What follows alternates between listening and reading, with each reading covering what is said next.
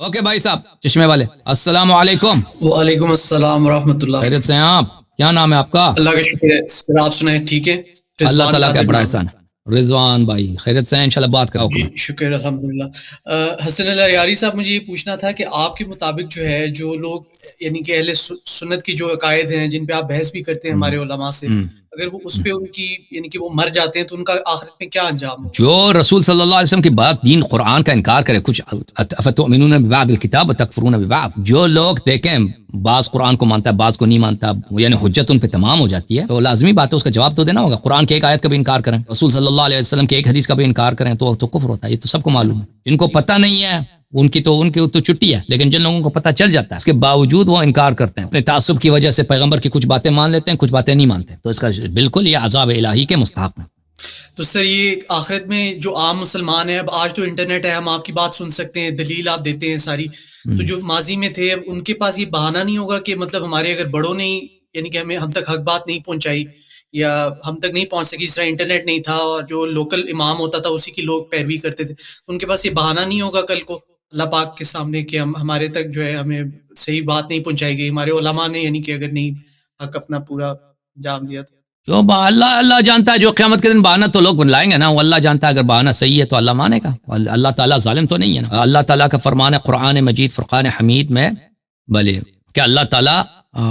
حجت تمام کرتا ہے پھر عذاب نازل کرتا ہے، اللہ تعالیٰ بغیر حجت کے کسی کو عذاب نہیں کرتا۔ اگر کسی شخص پہ حجت واقعاً تمام نہیں ہوا ہے، وہ وہ شخص خود بھی جانتا ہے، انسان کو پتہ چل جاتا ہے نا، جب حق بات واضح ہوتی ہے پھر بھی انسان بہانے کرتا ہے، تو انسان کو خود بھی پتہ ہوتا ہے اور اللہ کو بھی پتہ ہے، اللہ تعالیٰ کو کوئی دھوکہ تو نہیں دے سکتا، وہ اللہ تعالیٰ جانے ان کا حساب جانے روز قیامت۔ اچھا سر، مجھے ایک اور بات پوچھنی تھی کہ مثلا آپ جیسے علماء کو سن کے اگر کوئی حق قبول کرتا ہے اور آپ بتا رہے ہیں تو ان لوگوں کا تو پھر یعنی کہ کیونکہ آج جس طرح اتنا جھوٹ ہے اس میں تو پھر ان کا مقام بھی اسی طرح ہوگا اگر وہ اتنے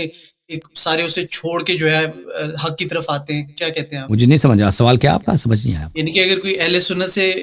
چھوڑ کے حق قبول کرتا ہے جس طرح آپ کی باتوں سے یا باقی جو بھی ریسرچ آپ شیئر کرتے ہیں اس کے مطابق، تو ایسے لوگوں کا تو پھر مقام بھی اسی طرح بلند ہوگا، کیونکہ ہمارے پاس نہ تو نبی پاک صلی اللہ علیہ وسلم کی تربیت ہی، نہ آج جو ہے امام ہے ہمارے پاس، کیا کہتے ہیں آپ؟ بالکل صحیح فرما رہے ہیں، جو لوگ حق بات کو قبول کرتے ہیں، ومن يخرج من بيته مهاجرا الى الله ورسوله ثم يدرك الموت فقد وقع اجره على الله، جو لوگ حق بات کو قبول کرتے ہیں، اپنے گھر والوں سے ان کے رشتے کٹ جاتے ہیں حق کی وجہ سے، اپنے دوستوں سے، اپنے پڑوسیوں سے حق کی وجہ سے، لازمی بات ہے یہ آدمی اللہ کے نزدیک یہ اللہ کا محبوب ہے، اس کو جو اللہ تعالیٰ اجر دے گا اللہ ہی اس کو جانتا ہے بلا شک۔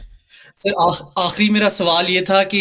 امام مہدی آج کل بہت زیادہ بات ہو رہی ہے، اسپیشلی جو غزہ کی بھی وار ہے اور ایک ورلڈ وار 3 کی بھی کچھ باتیں ہو رہی ہیں، تو اس حوالے سے پوچھنا تھا امام مہدی کا ظہور جو ہے کب ہوگا، کچھ آپ اس بارے میں مجھے نہیں معلوم ان کا ظہور، میرا ظہور ان کا ظہور کب ہوگا امام مہدی علیہ الصلوۃ والسلام کا، یہ روایات میں مذکور ہے کہ اس کا وقت تعین نہیں کر سکتا، اور جو شخص وقت تعین کرے گا وہ جھوٹا ہے۔ تو امام مہدی علیہ الصلوۃ والسلام کے بہت سارے ان کے ظہور کی نشانیاں ہیں، جو پورے ہو چکے ہیں، جو پورے نہیں ہو چکے وہ بھی بہت ہیں۔ ان کا ظہور کب ہوگا ہمیں نہیں معلوم، شیعہ روایات میں یہ بہت ہے کہ اہل بیت علیہ السلام نے فرمایا کہ وہ اچانک آئیں گے، اللہ تعالیٰ ان کو ایسے کہ لوگ توقع بھی نہیں کریں گے، اچانک ان کو اذن خروج، اذن ظہور دیں گے، اور بہت ہی جلد ایک ہی رات میں اللہ تعالیٰ ان کے ظہور کے جو مقدمات ہیں،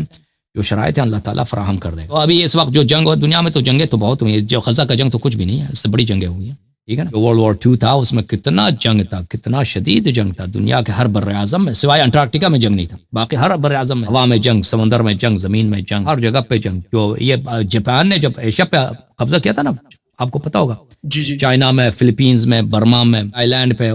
اور اللہ آپ کا ویتنام پہ، ان لوگوں نے، جاپانیوں نے تقریباً کوئی 10-15 ملین لوگوں کو انہوں نے قتل عام کیا تھا، صرف جاپانی قوم کا جو قتل عام ہے۔ جاپانی قوم روتے ہیں کہ امریکہ نے ایٹم بم مارا، لیکن جو ان کے اپنے کرتوت ہیں کہ انہوں نے جاپان نے چائنا میں کتنے لاکھوں کے تعداد، ملینز کے حساب سے لوگوں کو، بچوں کو، عورتوں کو، ان لوگوں نے، کیونکہ دوسروں کو انسان ہی نہیں سمجھتے تھے نا۔ اور اسی طرح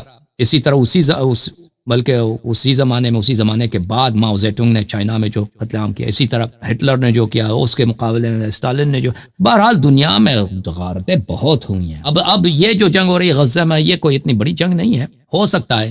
ہمیں نہیں معلوم، اللہ جانتا ہے، آئندہ کو اللہ جانتا ہے، فیوچر کو، کہ امام علیہ الصلوۃ والسلام کا ظہور بہت ہی عنقریب ہو، یا اسی مقدم، یا یہ واقعات امام علیہ السلام کے ظہور سے مرتبط نہ ہو، یہ صرف اللہ جانتا ہے، مجھے اس کا علم نہیں ہے۔ بہت شکریہ سر، یہی میرے سوال تھے آج کے۔ اللہ آپ کو عزت دے، تھینک یو سر، اللہ تعالیٰ آپ کو جزائے خیر، بہت مہربانی۔ السلام علیکم۔